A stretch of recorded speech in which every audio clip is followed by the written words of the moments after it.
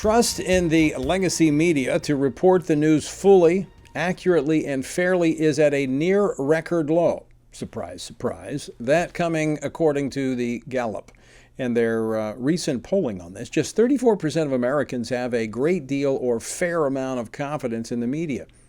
So there is clearly a need for trusted news sources. Thankfully, there are organizations that are rising up to meet the challenge of that need.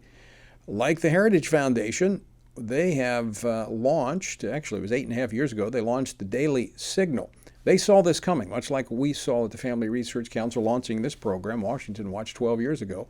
The Daily Signal has been out there in written form, keeping people informed as to what's happening from a conservative perspective, which gives us confidence in what they're reporting. With me now to talk about this is Rob Bluey. He's Heritage Foundation's Vice President for Communications, and he's the Executive Editor of the Daily Signal. Rob, welcome to Washington Watch. Thank you, Tony. Thanks for having me today. Well, 8.5 years into this, the Daily Signal's gotten a lot of traction. It's doing quite well. Tell us what was behind the launch of this. Well, Tony, we felt that there was an audience out there that was being underserved or not served at all, frankly, and it was a conservative Christian audience that, frankly, too many of the mainstream and legacy media companies had just abandoned through their naked partisan or ideological reporting on so many different issues. And so the Daily Signal, much like the Washington Stand and your program, has decided to step in and fill that void. And we do it through both fact-based, truthful coverage and both conservative commentary and analysis of the issues. Now, I would say, Rob, if there were not a need for this or a demand, you wouldn't be still doing this 8.5 years into it. That's right. I think the situation actually is much worse today than it was 8.5 years ago. You cited that poll. I mean, we continue to see poll after poll, the trust in the news media is at historic lows, and for good reason. You look at some of the things that have played out over just the past couple of years. I mean, you go back to even the start of the Trump administration several years ago, when there was just this intent focus on Russia collusion, which we all know now really didn't amount to much at all. It was an effort on the part of both the left and the media to conspire in many ways to stymie the Trump administration from accomplishing many of the policy priorities that it wanted to get across. And you see it even today in the collusion and the collaboration between social media companies, which have become very important sources of distribution for sites like ours, the Daily Signal, in order to get our message out. We communicate directly with the American people, but we rely on social media platforms to do that. So how have those social media platforms been toward the Daily Signal? You know, early on, Tony, it was very successful. Back in 2014, 2015, Facebook and some of the other platforms were the primary source of traffic. 75% of our traffic at one point came from Facebook. We started to see that change around 2016 when they were tweaking the algorithm and making changes, not only to depress the amount of news content that was showing up in the feed, but I think the amount of Christian or conservative content that they were displaying as well. And so as a result, we've had to change our strategy. We've certainly invested in the growth of an email list and communicating through other means, and it's been a challenge. Fortunately, with the change that we've seen at Twitter, there has been some growth just in the course of the last month. I think more and more conservatives and Christians are flocking to that platform because they understand that Elon Musk is committed to the free exchange of ideas. Yeah, I think you're right. We've seen the same things at the Family Research Council. So let's talk a little bit about what goes into building and maintaining an independent alternative media platform and source of information like the Daily Signal.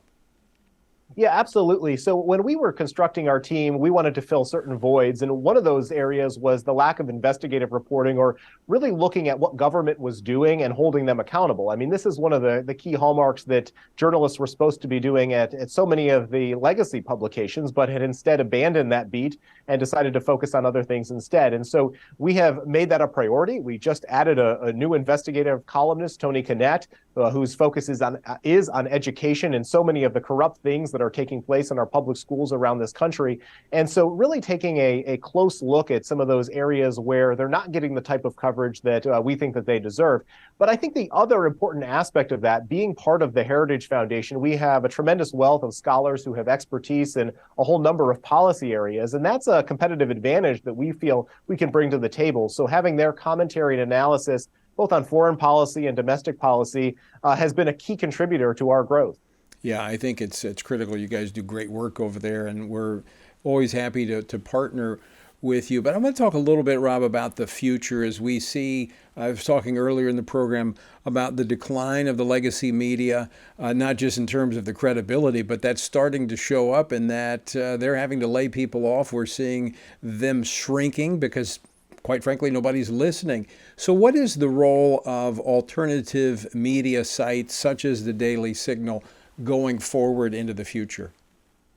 Well, I do think that there is great potential in the future for many of the reasons you've cited. I mean, look no further than what's happening at CNN. Obviously, a new boss there who wants to make a big pivot from the direction CNN was headed in the past. They're going through big layoffs, as you mentioned, but they're also trying to, I think, pick up an audience that they long ago abandoned and go back to more traditional news reporting. And so that's one of the areas that I'm really bullish about for the future, is to do that hard-hitting reporting. I think there are so many policy issues, so many cultural issues that are being ignored, so many Americans who feel that they're just not getting the truth. And so to the extent that we can go out and cover stories outside of Washington and tell those stories about what's happening in people's communities and their schools, things that they don't like in their own backyard, and they just feel like there's nobody there who's a voice. As we've seen the decline of weekly newspapers, of daily newspapers all across this country, I think organizations like the Daily Signal, the Washington Stand, are going to have to step in and fill that void.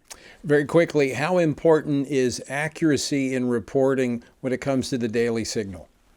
Oh, it's paramount, Tony. I mean, that's one of the things that we say first and foremost, that we have to be factually correct. Our credibility rests on the ability to be accurate. And I think that, unfortunately, so many journalists have abandoned that, and they have a preset agenda that they approach with any particular story they're working on. And we want to make sure that we're quoting people accurately and fairly. That's what we need to do. And you're doing that. I trust it as a source for myself. Very quickly, we're up against a break. How can people find out more about the Daily Signal? Well, please visit dailysignal.com. And Tony, we love publishing your columns there as well. So thank you for the contributions. All right, Rob, great to see you. Have a great day. Thank you.